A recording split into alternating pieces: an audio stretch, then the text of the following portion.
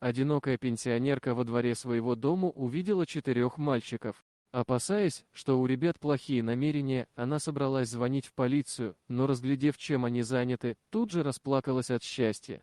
Эта история произошла с Джерри Саттл, жительницей Техаса, которой исполнилось 75 лет. В ее владении небольшой дом и участок земли.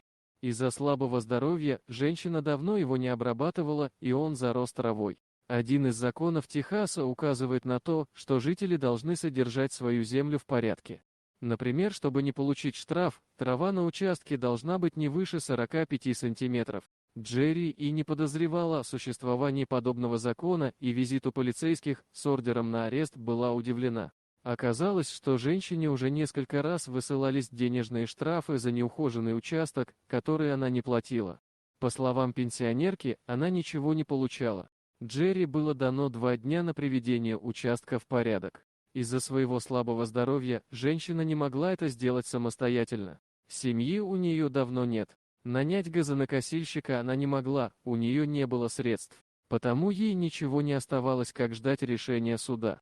Однажды, занимаясь своими домашними делами, пожилая женщина услышала громкий шум и смех, доносившийся со двора дома. Испугавшись, она выглянула в окно и увидела там 4 ребят, что-то громко и весело обсуждавших. Приняв их за хулиганов, она решила не выходить из дома и при малейшей угрозе тут же позвонить в полицию. Мальчики продолжали осматривать территорию, а Джерри следила за ними из своего окна. Продолжая свое наблюдение, она увидела, что один из мальчишек пришел с газонокосилкой.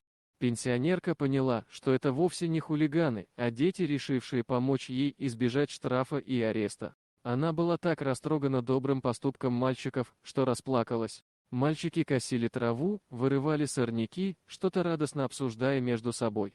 Джерри продолжала наблюдать со слезами на глазах, она не думала, что кого-то из местных может волновать ее беда. После того, как женщина все же заговорила с детьми, она узнала, что это родные братья, случайно увидевшие на ее участке высокую траву. Понимая, что сухая трава в жару может представлять опасность, решили ее скосить, не дожидаясь трагедии. О том, что женщине угрожает тюрьма, они и не подозревали. Действия ребят привлекли внимание соседей, и те пришли поинтересоваться, не обижают ли они Джерри. Узнав, в чем дело, соседи вынесли детям бутерброды и присоединились к ребятам, задействовав свою технику для облегчения работы. Всего за несколько часов участок был приведен в порядок. Соседи решили, что возьмут шефство над одинокой бабулей и помогут ей поддерживать порядок на участке. Сейчас сразу несколько семей присматривают за Джерри и каждый день интересуются ее самочувствием. Почему я решила поделиться с вами этой историей? У нас очень много брошенных стариков, которыми не интересуются дети. Их часто разводят мошенники, а некоторые и вовсе лишаются своего жилья. Все это происходит не в чужой стране или даже городе, а рядом с нами. Нам некогда остановиться и узнать у старушки-соседки, как она себя чувствует и может ли сама сходить за молоком и хлебом.